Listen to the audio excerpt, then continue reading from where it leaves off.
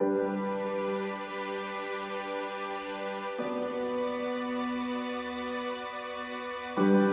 a soccer player, life is always in the game, but the career is a game with a ball, but life is no ball game.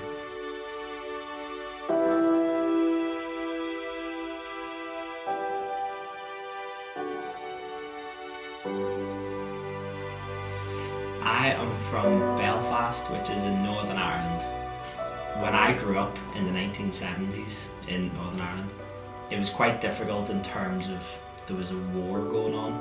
Even though it was a lovely place to be in terms of for me and my family, it was also difficult because there were bombs and tanks driving down the street and soldiers with guns. So on that side it was difficult, but I was probably too young to recognise what was happening. I was playing football in the streets, but all my friends were dancing. I didn't do anything else apart from go to school and play football when I was young.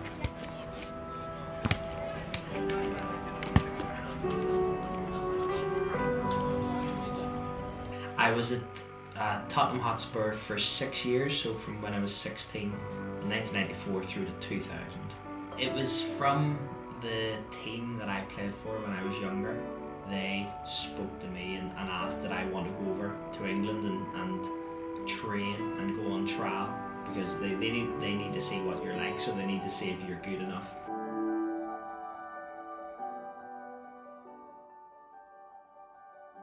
When the team bring you in at the start when you're younger, then realise that you're not what they're looking for, so they release you and tell you need to find another club. And that's what happened at Spurs. They said, no, you're not good enough, go and find somewhere else. And that's when I ended up joining Norwich City, and things just went really well for me there.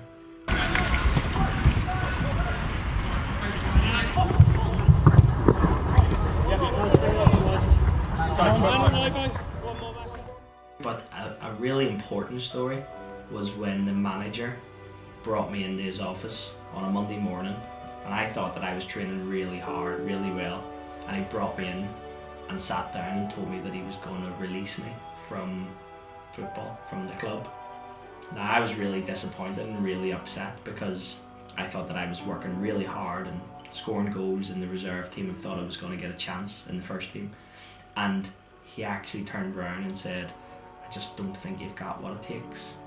Which was a real blow, a really big disappointment for me to listen to a manager telling you you don't think you have what it takes.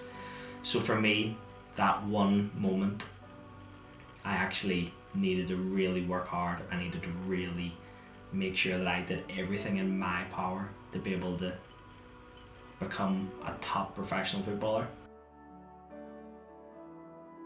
What do you want to do? Do you want to become, a footballer that stop their lives when they're 30, if they're lucky, when they retire?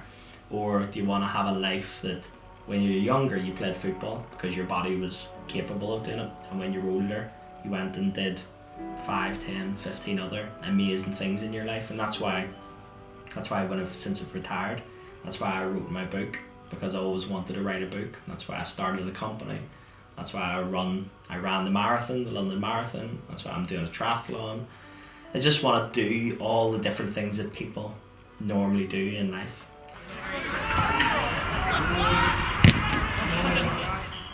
I think for some players, their identity, that's all they see themselves as. They're just a footballer. The problem is with that, because whenever that's taken away, if you're suddenly not a footballer, well then what else are you? And that's why, whenever I was playing football, I wanted to do different things. So I wanted to learn a musical instrument, so I learned the guitar.